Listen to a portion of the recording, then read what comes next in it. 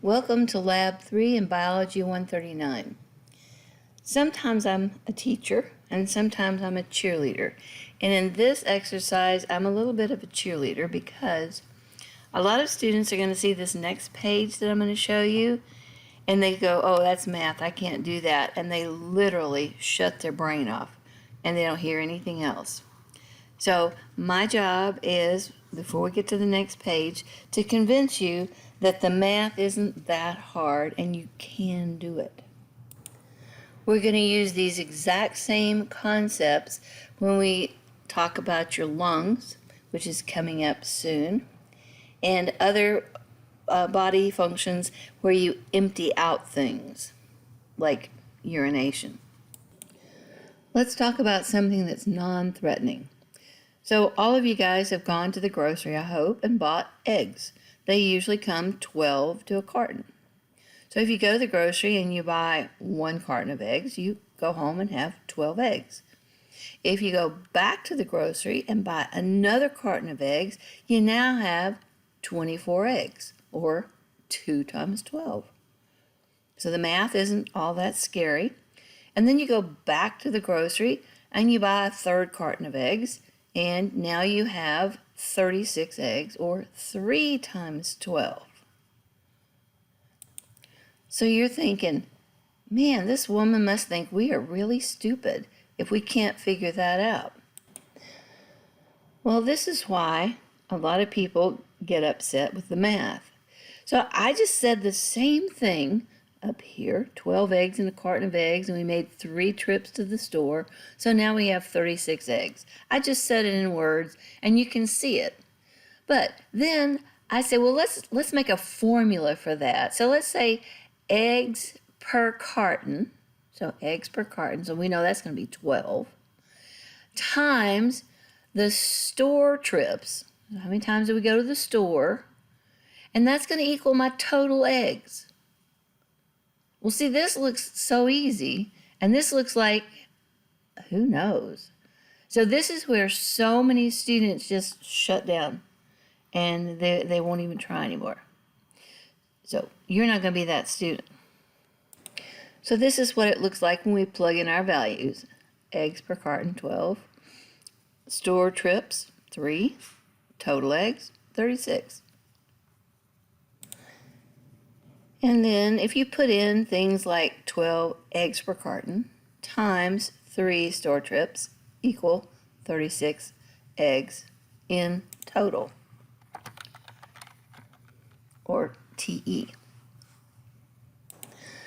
Another kind of math that you have to know for this chapter is how to do a percent. So you do it probably in your head if you go out to eat.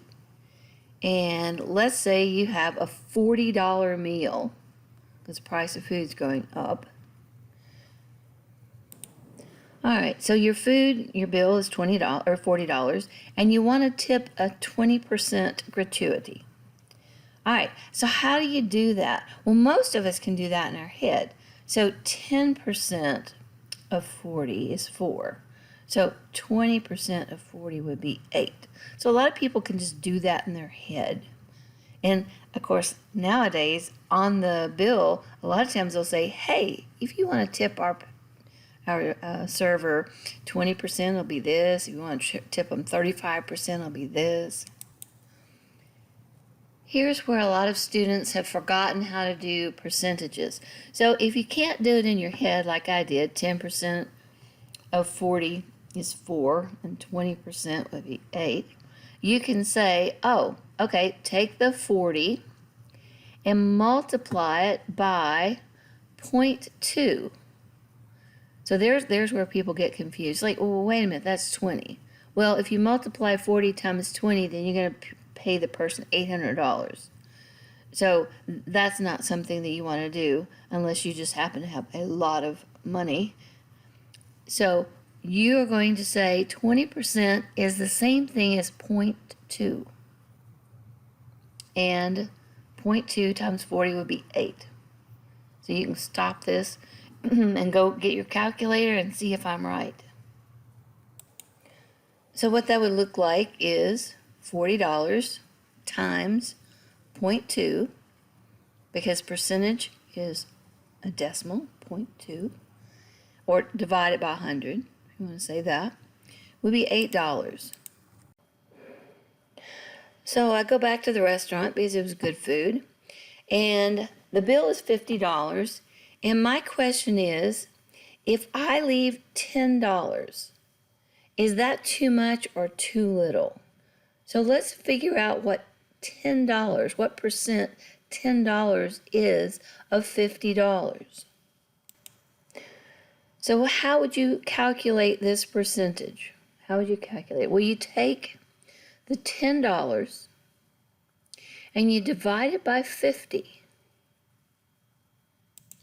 Well, if you've got your calculator there, 10 divided by 50 is 0.2. And we know if you multiply 0.2 times 100, that's the same thing as 20%. Up here we had 20% and we wrote it as 0.2. Here we have 0.2, and so that's going to be 20%. This 0.2 that we had here, we're going to multiply it by 100%, and we're going to find out that 0.2 times 100% is 20%.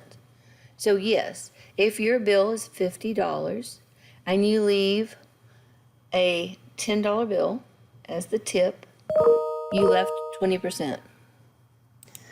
If you can work these 3 problems that I just did for you in abstract with things that you know about eggs and you know about tipping people, you know about percentages that way, then you're going to do just fine on this lab.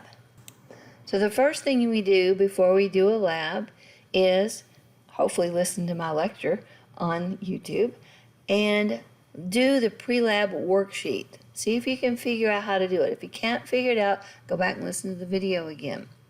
Now at the end of this video, I'm going to give you another video. So there's another teacher who did a really neat presentation on the same information. So I'm just doing a little bit more than what he did because I know from teaching many years that students have math phobia. A number of them do. So you're going to get down in this part and you're going to go, can't do it, no. We've learned about the chambers of the heart. We have the little bitty atria and they have the bigger ventricle. But I do want to stop right here and tell you, hold your fist up, clench your fist like you're going to hit me, and that's how big your heart is.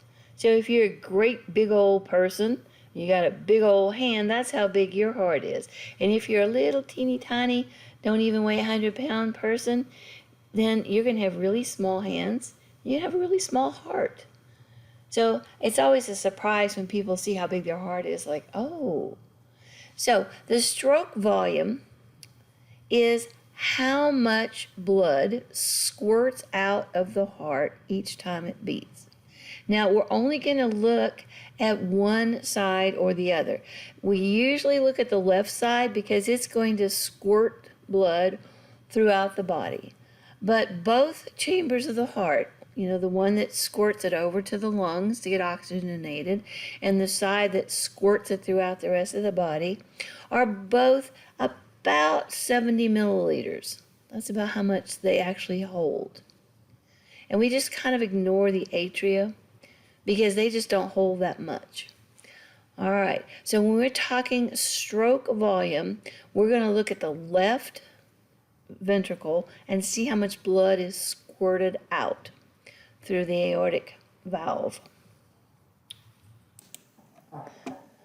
So we're going to abbreviate stroke volume SV, and that's where everybody gets kind of freaked out. It's like, wait a minute, no, I understood stroke volume. That's just what blood is squirting out of the heart. And then all of a sudden, they abbreviate it, SV. And heart rate, everybody's cool with heart rate. This is how many times your heart beats every minute. And so we know that athletes have a heart rate of around 60, and we know that newborn or babies before they're born have what would be considered tachycardia, a really high heart rate, like super fast. like 130 to 160 beats per minute. So that, if that was me having that, then they would rush me to the hospital because, you know, I'm an old person. But for a baby, that's normal. Tachycardia is actually normal. All right, but you guys, none of you are babies. And so we're going to be looking at heart rates anywhere from a low of 60 for the really, really physically fit and who have very, very efficient hearts, all the way up to people who are almost 100 beats per minute. Okay, so heart rate is how many beats per minute did you have. So that would be HR equal BPM, beats per minute. Okay, so we're going to abbreviate it. So, but it's still just how many times your heart beats. It's not a big thing. All right, cardiac output. Okay, now we're going to look at how much am I squirting out with each beat, and then how many beats do I have. So you can sit and memorize formulas if you want to, or you can just, like the eggs, we just knew how many eggs, you know, if we went 3 trips. So if my heart's beating 60 times, let's do the math without using formulas. Just think about it.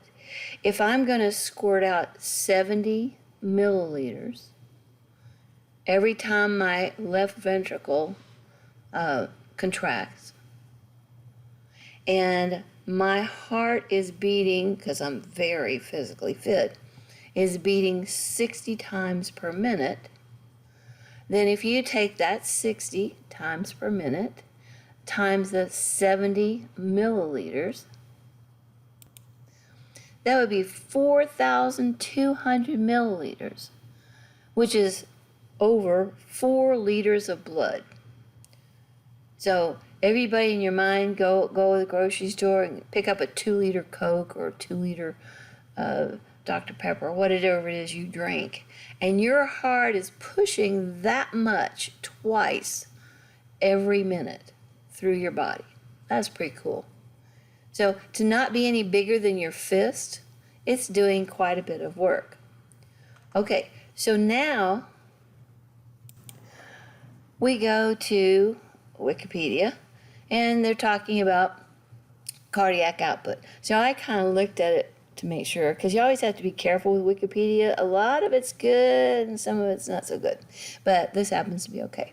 So they're telling you that the cardiac output, which is CO, is the product, that means you multiply the heart rate, which is the number of beats per minute, and the stroke volume, which is the volume you squirted out of the left ventricle every time the heart beat.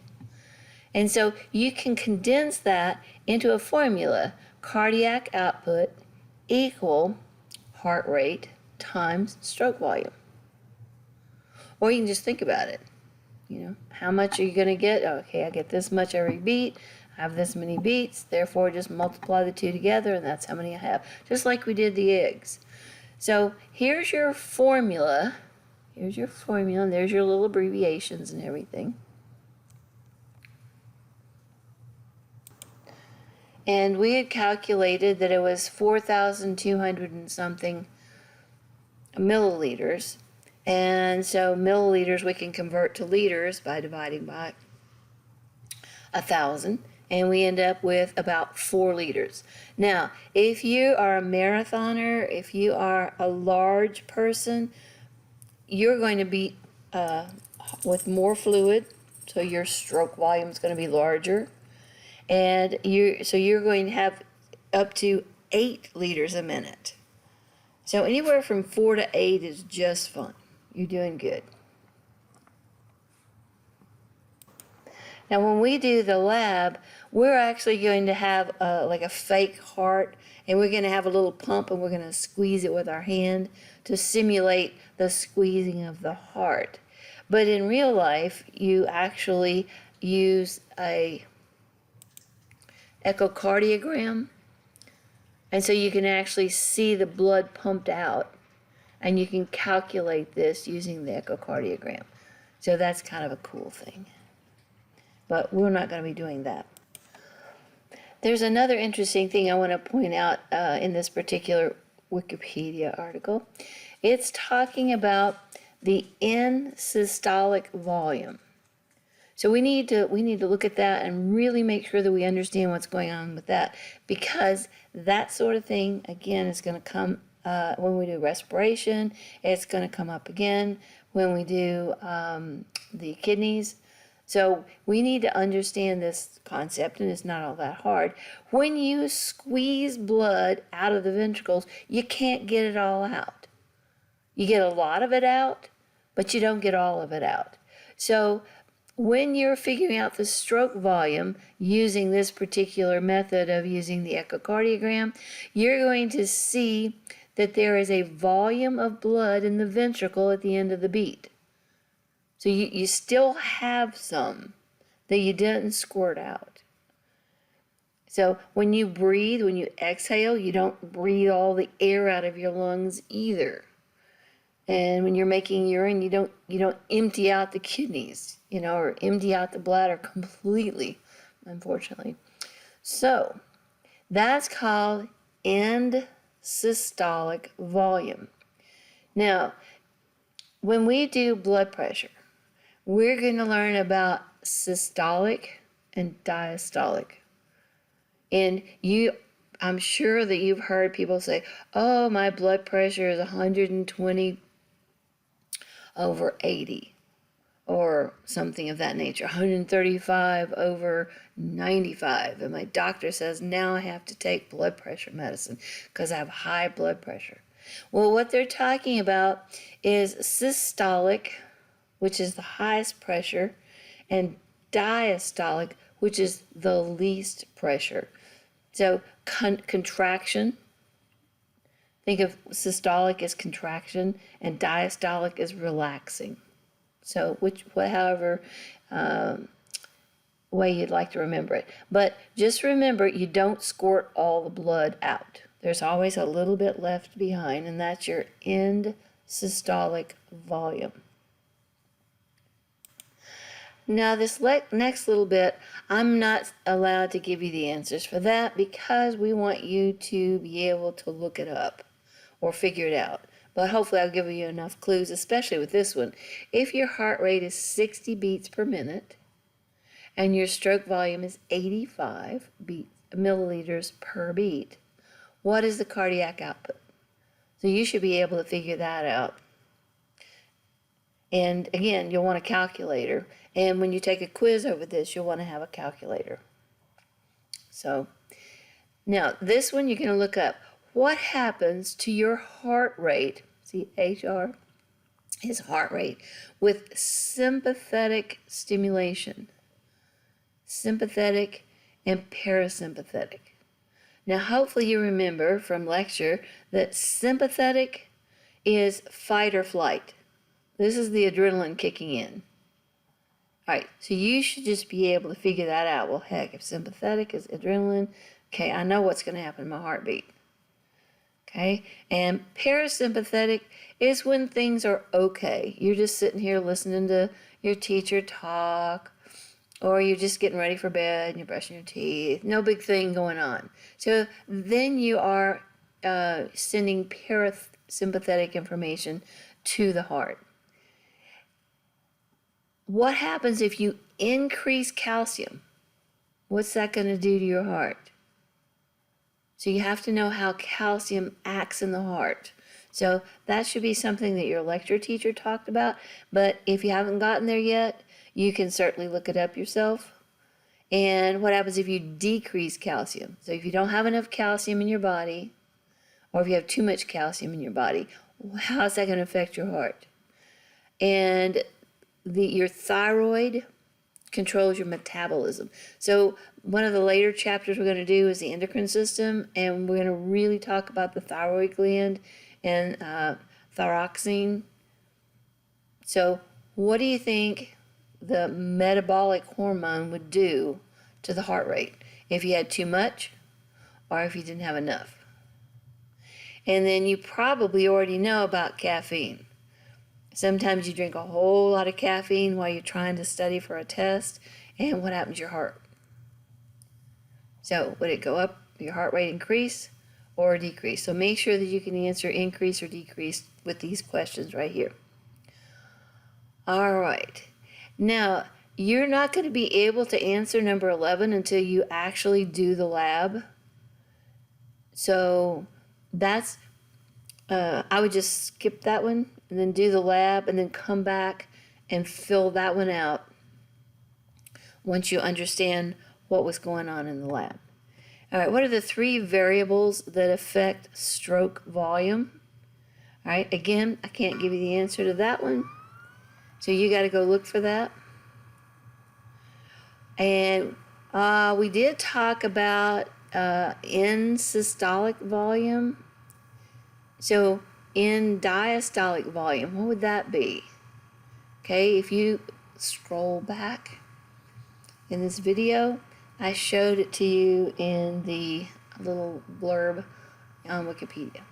So you can back up and finish reading that. What is a preload? What is a preload? So your heart has to fill up, and then it can squirt or have a stroke volume. So that should help you there. Contractility. How does the heart beat? So you guys should go through the whole electrical system, the SA node, the AV node, the bundle of His, the Purkinje fibers. Now, this word, this is probably a new word for you, inotrope. This would be something that causes your heart to beat more strongly. So they want to know, can you name 3 things that would be a positive inotrope that would cause your heart to beat more strongly? So we talked a little bit about preload, and you need to go figure out what afterload is in the heart. And if you have hypertension, how is that going to affect your afterload? So that's your worksheet for today, and you're going to have a quiz over those terms, so make sure you understand them. In lab, we have a little setup like this. We have a graduated cylinder, and we're going to pump blood, and it's going to go up into the graduated cylinder, and we can see how much we pump every time our artificial heart pumps. And we have a bulb that we're going to squeeze. So instead of the heart contracting, we're going to be the heart, and we're just going to squeeze this bulb. So we can squeeze it once per second to get 60 beats per minute, and we can see how much blood comes up, and then how much more blood comes up, and then how much more, and how much more, like that. Now I'm shamelessly going to steal a YouTube video that another teacher made and just take a little clip out of his to show you what the actual machine looks like. So here's his YouTube link right there. And here he is showing you the machine.